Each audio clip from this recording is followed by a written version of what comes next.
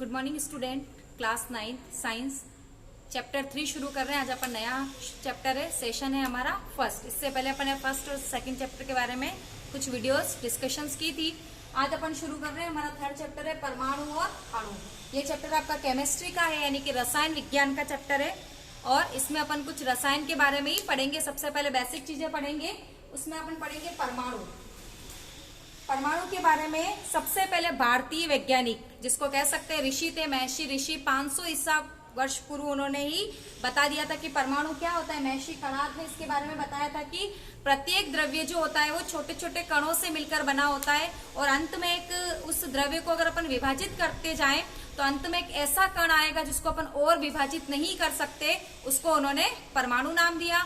उसके बाद में आपके कुछ ग्रीक दार्शनिक थे, उन्होंने डेमोक्रिटस वगैरह, उन्होंने लिसुपियस और डेमोक्रिटस ने बताया था कि द्रव्य जो होते हैं वो भी छोटे छोटे कणों से मिलकर बने होते हैं, और अंतिम कण जो होता है जिसको अपन और विभाजित नहीं कर सकते, यानी कि वो कण जो होता है वो आपका अविभाज्य रहता है, उसको उन्होंने परमाणु नाम दिया। लेकिन वर्तमान में परमाणु शब्द के बारे में अगर अपन डिस्कशंस करना चाहें तो परमाणु के जनक जो है वो जो आपके जॉन डाल्टन को माना जाता है, और इन्होंने ही वैज्ञानिकों की बहुत सारी समस्याओं के समाधान के लिए परमाणु सिद्धांत को दिया था, जिसके अलग अलग अभिग्रही थे, वो अपन आगे कंटिन्यू करेंगे। अब है अपन परमाणु किसको कहते हैं, तो पदार्थ का वह अविभाज्य कण।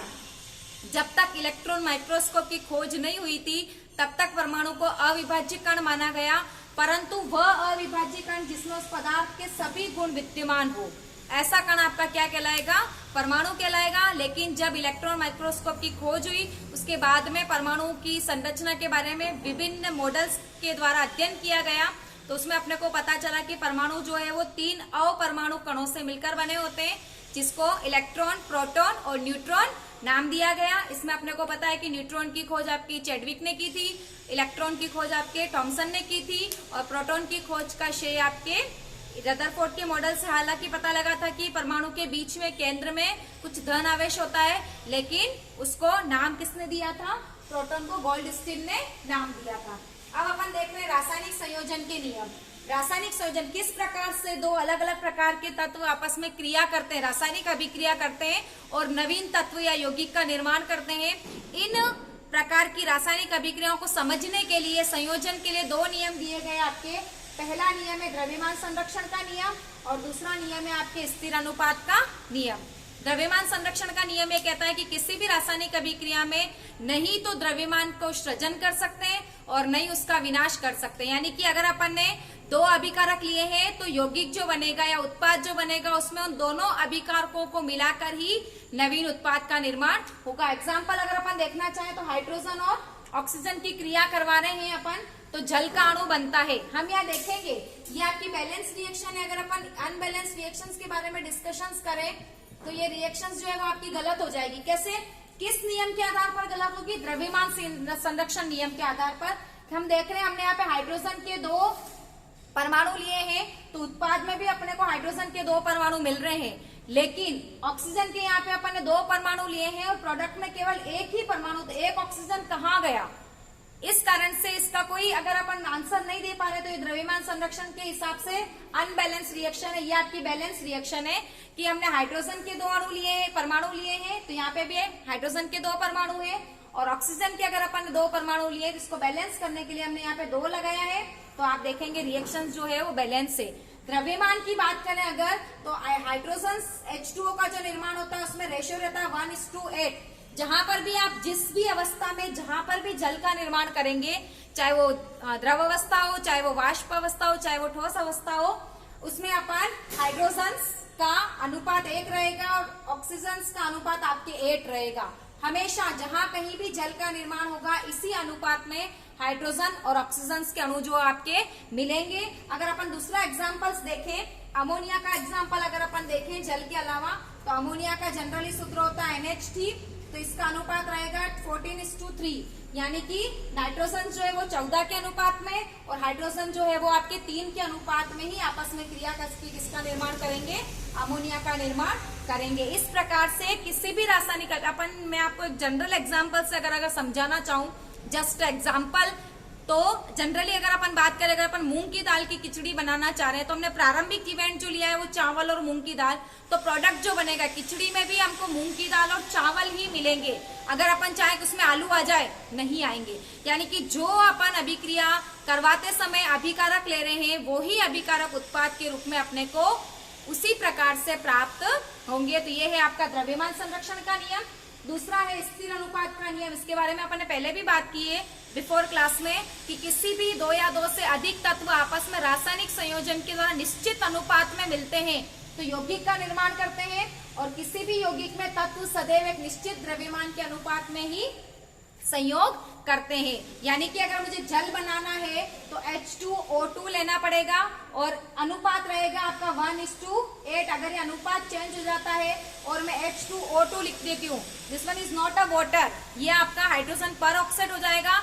इसकी प्रॉपर्टी जो है वो जल से पूरी तरह से क्या हो जाएगी, अलग हो जाएगी। अगर मैं यहाँ पे आपके एग्जाम्पल देती हूँ ग्लूकोज C6H12O6, तो इसमें हम देखेंगे कि कार्बन, हाइड्रोजन और ऑक्सीजन का अनुपात जो है वो 1:2:1 रहेगा। तो जब कभी हमको ग्लूकोज का निर्माण करना पड़ेगा तो कार्बन, हाइड्रोजन और ऑक्सीजन का अनुपात आपकी क्या रहेगा, 1:2:1।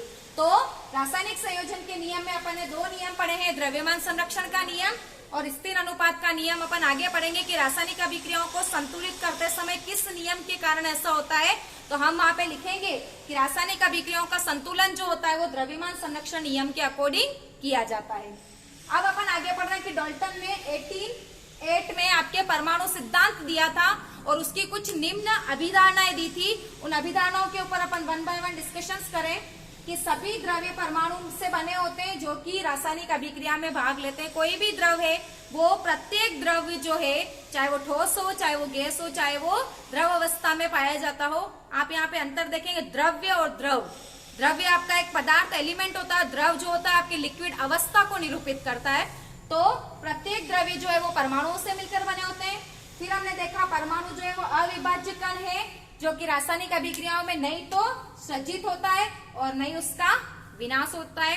थर्ड है आपका दिए गए तत्व के सभी परमाणुओं का द्रव्यमान व रासायनिक गुणधर्म क्या होगा, समान होगा। इसको समझने के लिए अगर अपन देखें तो H2O, इसमें अपन हाइड्रोजन के 2 परमाणु है और ऑक्सीजन का 1 परमाणु है।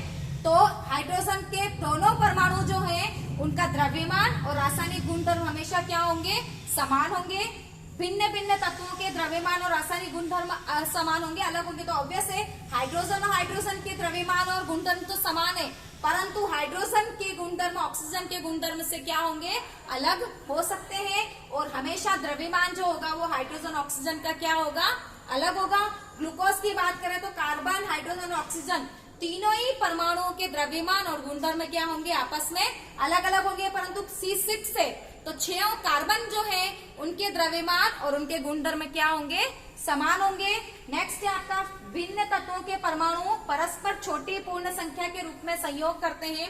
कभी भी आपको 1/2, 1/4, 3/4 के रूप में कभी भी कोई भी परमाणु जो आपस में क्रिया नहीं करेगा, पूर्ण संख्या के रूप में ही आपस में क्रिया करेंगे। एंड लास्ट मैंने किसी भी यौगिक में परमाणुओं की सापेक्ष संख्या व प्रकार हमेशा निश्चित होते हैं।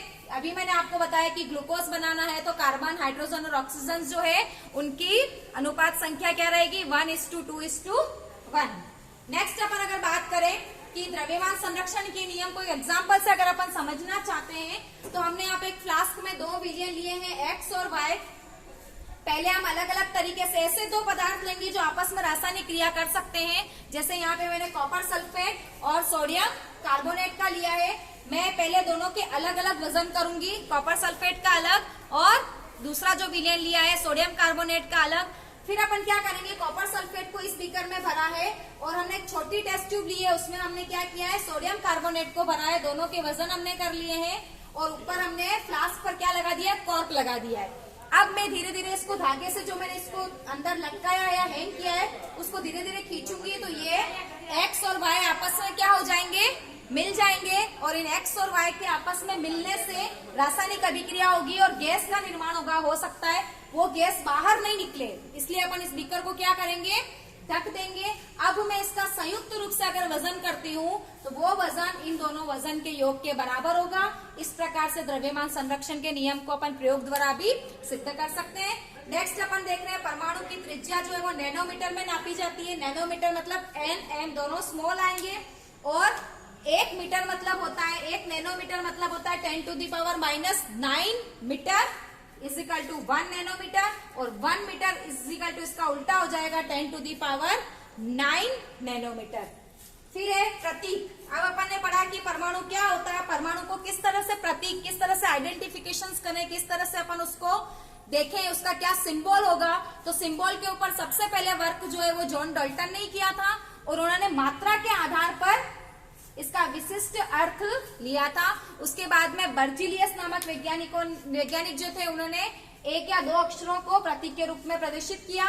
वर्तमान में प्रतीक देना, किसी भी नए तत्व की खोज होती है और उसके प्रतीक देने का काम एक संस्था है IUPAC, international union of pure and applied chemistry. आप इसको इंग्लिश में एज इट इज याद करें तो ज्यादा अच्छा रहेगा। इसका हिंदी है अंतरराष्ट्रीय शुद्ध का संघ और अनुप्रयुक्त रसायन विज्ञान। तो आप इसको इंग्लिश में देखें, international union of pure and applied chemistry. ये जो है संस्था ये रसायन विज्ञान के क्षेत्र में अपना काम करती है और नवीन तत्वों की खोज पर उनके प्रतीक देती है। जब सबसे पहले डाल्टन ने प्रतीक देने की स्टार्टिंग की उस समय उन्होंने इस तरह से सिंबल बनाए कि आप गोला करके डॉट लगाओगे मतलब ये हाइड्रोजन है, अगर आप गोला करके C लिख रहे हो मतलब ये कॉपर है, अगर आप सिंगल गोला लिख रहे हो तो this one is carbon, I लिख रहे हो तो आयरन और S लिख रहे हो तो सिल्वर, जिसको अपन अभी क्या कहते हैं अर्जेंटम। और उसके बाद में अगर अपन देखें उसके बाद में जो बर्जिलियस ने दिया था उन्होंने किस प्रकार से दिया, उन्होंने दिया था फॉर एग्जाम्पल हाइड्रोजन को उन्होंने लिखा था H2। स्पेलिंग हमेशा प्रतीक देते समय सबसे पहला लेटर जो है वो कैपिटल आता है और दूसरा लेटर जो होता है वो आपका क्या आता है स्मॉल लेटर आता है। थोड़ा सा अपन देखेंगे ऐसा भी होता है, जैसे एग्जांपल है अपन कार्बन और क्लोरीन है ना, तो हमने कार्बन की तत्व की खोज पहले हो गई थी, इसको अपन ने C नाम दे दिया था। लेकिन क्लोरीन, अगर क्लोरीन को भी C नाम देंगे तो कंफ्यूजन होगा, तो इसका दूसरा अर्थ स्पेलिंग इंग्लिश स्पेलिंग का सेकंड अर्थ L जो कि हमेशा स्मॉल आएगा, तो अपन क्लोरीन को किससे लिखते हैं C और स्मॉल L। इस प्रकार से इसका नामकरण होता है। आप देखेंगे फिर कुछ तत्व ऐसे थे जिसको लैटिन ग्रीक भाषा में ही उसको एज इट इज नाम दे दिया गया और वर्तमान में वो बहुत प्रचलित हो गए, इसलिए उनके सिंबल में कोई चेंजेस नहीं हुआ। एग्जाम्पल देखेंगे सोडियम, हालांकि सोडियम की स्पेलिंग SO से शुरू होती है लेकिन इसका लैटिन नाम था नेट्रियम और उसी के नाम पर हम इसको Na लिखते हैं। ऐसे ही आप देखेंगे फेरस जो कि आयरन का नाम है, आयरन की स्पेलिंग I से शुरू होती है परंतु हम देख रहे हैं कि इसको अपन Fe से लिखते हैं यानी कि इसका नाम है फेरस। और थर्ड है आपका पोटेशियम जिसकी स्पेलिंग P से शुरू होती है परंतु इसका नाम था केलियम और उसी के आधार पर इसको हम क्या लिखते हैं सिंबल के रूप में K लिखते हैं। इसी प्रकार कुछ जो तत्व थे उनकी रंग के आधार पर विशेषताओं के आधार पर उसका नामकरण कर दिया गया है, जैसे कि गोल्ड सोना उसका रंग होता है पीला और इसीलिए उसको चमकदार होता है, इसलिए उसको क्या नाम दे दिया गया गोल्ड G। लेकिन हम सोने को किससे लिखते हैं ओरम से AU।